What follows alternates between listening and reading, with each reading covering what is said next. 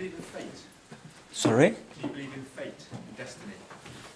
I do, yes. Why?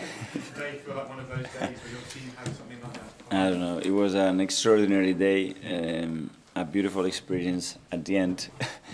Very dramatic, but worth living it because it was a great end to it. How do you describe the emotions of the last few minutes? Probably everybody's overwhelmed a little bit. It was madness from the first second of the game with a routine that we knew that they could do. They did it brilliantly. We defended so poorly. And then you start to have to climb a mountain against 10 players behind the ball. And we tried in every single way. We didn't score the goal, and suddenly you are 2-0 down with a set play again. And after that is, don't lose the shape, don't lose the discipline, and start to do all the simple things right and try to score the first one. And we did that, and we showed a lot of maturity and resilience to do that. And once we've done that, then the atmosphere and the place changed the energy. And after that, it was, okay, let's go for the second one. We generated a lot of situations. I think it was 31 shots in total. And we scored the second one. It was, okay, throw the toys out and let's go for it. And I thought the subs made a huge impact today. So happy for Reece after the difficult months that he's had. And an incredible day at the end. I think that's the fifth time this season you've come back from a goal down to win the game. What does that say about the character of these players? A lot. I think the team showed, an individual showed today a different level of willingness to win, determination, and as well initiative. Because when the game gets ugly, there is a moment that you can lose momentum, you can start to hide and start to navigate through the game. And the players didn't do that. They wanted the game. They wanted every time the ball, they took risks, they took initiative, they kept trying till we broke them down. So it was great to see that from the team. And how is your heart rate after that game, Mikel? Because you must love and hate these last-minute winners these days. Crazy. It's like you lose sight of where you are. I started to run and I didn't really know what I was running to. And then I saw a kid here next to me. Then I give it to security. But just looking the faces of everybody, the staff, the players, our supporters with that smiles, that joy in their eyes, it's just great to live. And you mentioned Reece and the journey he's been on, how incredible moment it was for him as well as an individual. But was you urging him to strike that? Or was you being like, oh, please don't, because of the last two shots outside the box, did he exactly go to play? Yeah, but I don't know. Obviously, we put him in the training ground and say 50 times put it there. I don't know if he would score, but he did it in the perfect moment for the team, for himself, and he fully deserves that moment, the kid. Well, so there were 6 minutes added on, and you scored in the 97th minute. And a common theme that we're seeing this season is a lot of teams and managers trying to waste time early on from the beginning of the first half.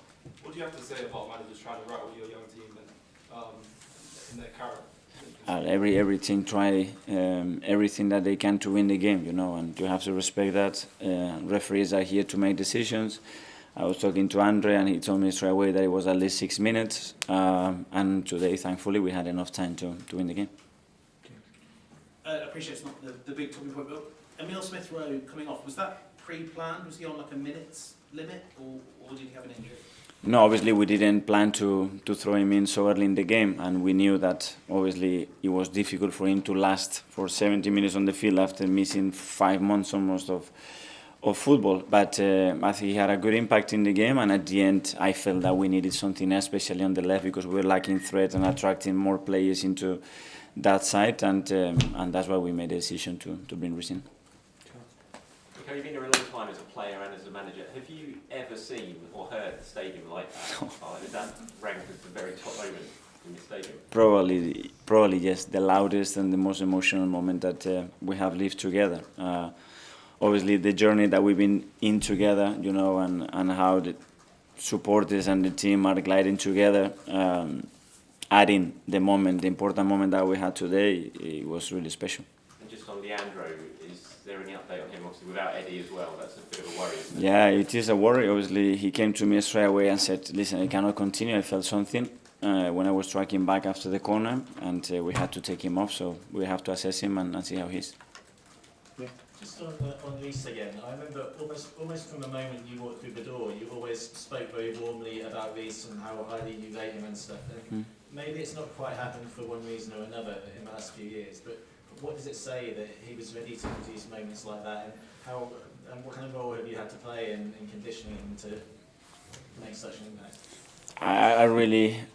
I always saw the potential, the talent, and the desire for him to do it. But I think he's in a different level right now. I think emotionally, I think the experiences that he had helped him. And football-wise, yeah, it was my decision the last 2 games not to put him in the squad because we had other options.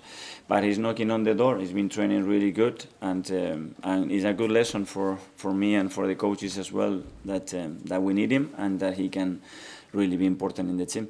And just on that first goal that Bournemouth scored, it must have been a bit weird to concede like that after 9 seconds, right? Credit to them.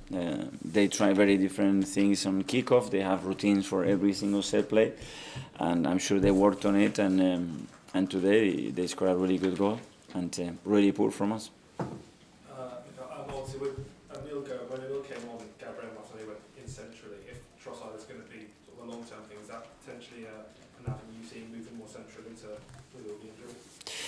Well, the way they were defending, we thought it was the best way to do it. We have alternative. Emil can play in that position as well. We can move players. We have Reece as well now that can give us width and threat in wider areas. We'll have to assess. Every opponent will be different. Now we have Lisbon, a really tough match. So let's hope that we get 1 or 2 back. In wins like this, how do you maintain focus for the next match? Focus. First, enjoy tonight, please. I just told everybody, have some fun. When you go through moments like this, you have to enjoy it because it's not a lot in football. And tomorrow we go back to work. James, nice one. Sort of following on from that, what can the manner of a win like this, winning it so late, coming back from 2-0 down, do for the belief and the momentum in a title run? Yeah, that's 4 in a truck, and winning 4 games straight away in the Premier League is very difficult. We've done 3 in a week, which is even harder. And we've done it in various ways, and that should generate more belief that today a lot of things went against the team. Our fault in the first one, then the fact that we were in scoring, the situation with Leo, then in the first set play that they had when they scored, and the team still found a way to win the game, and that's really positive. Thanks, everyone. Yeah, thank you.